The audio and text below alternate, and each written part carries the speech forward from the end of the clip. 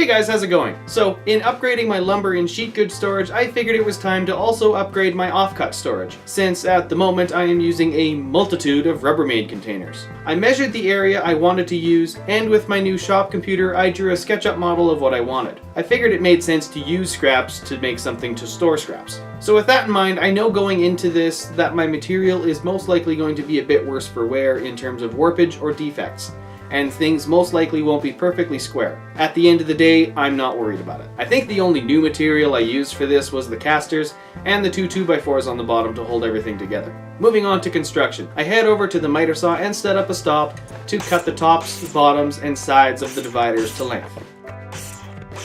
With all of the pallet stringers cut to length, I take them over to the table saw, and then I begin the arduous process of cutting 3 5/8 inch thick dados down the length of each board. Wait, it gets better. I don't own a dado stack. Well, I didn't. I do now. To cut my center dados, I set the blade depth and set the fence to land the blade roughly in the middle of where the dado will be. Then I run it through the saw, and when it's through, I turn the board 180 degrees and run it through again with the opposite side of the board now against the fence.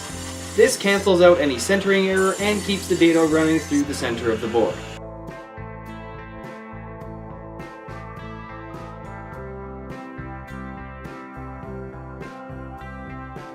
With the center dados cut, I take a chisel through and clean out anything the table saw left behind.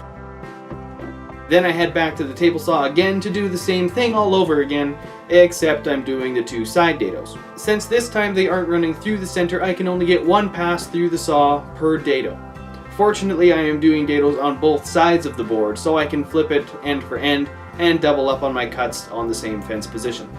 Then it's back to the chisel to clear out the leftovers. The next day, guess what? More dados. This time, however, it's one long one down the entire length of the board, done the same way as before. However, the bottom 2x4s had a perpendicular dado running through it as well.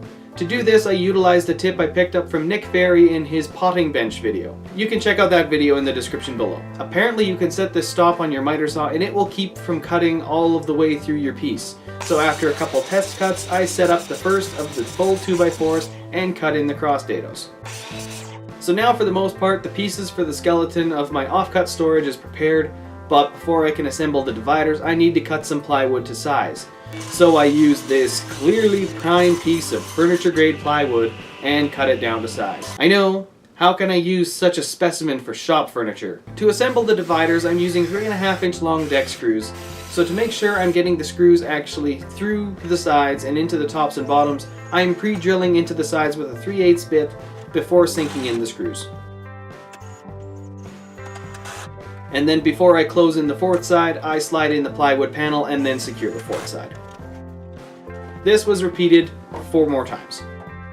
With the dividers now assembled, it is time to secure them onto the 2 stretchers. Using a couple clamps to hold the stretcher onto the bottom, I secure it to the bottom of the dividers with screws. And then here's where that warping and twisting came into play a little bit more.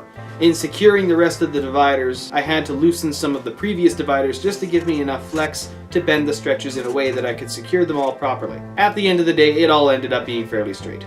With the dividers installed, I moved back to the table saw to cut up some more panels to close us up, starting with the bottom panel since it was easiest to get to them now. And I guess technically I lied about the mostly reclaimed material, since I forgot I used this full sheet of plywood. But, in my defense, it was technically still reclaimed since it was originally bought to be used as subfloor in my mom's rental property that I was working on a couple years ago and never used. Either way, it was broken down and slid into place. Once I had the side panels in place though, I wasn't happy with how flexible the dividers still were. To fix this, I pulled every second side panel and secured them between the dividers with screws.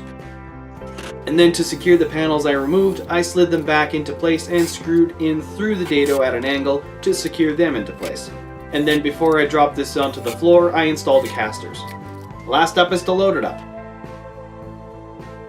So overall, I'm satisfied with this project. From a conceptual standpoint, it works perfectly. However, it did end up being a little bit bigger than I had anticipated. The roughness in the materials I used left a bit to be desired, but at the end of the day, it does what it's designed to do. It's been about 5 months since it was completed, and everything seems to be holding up just fine so far.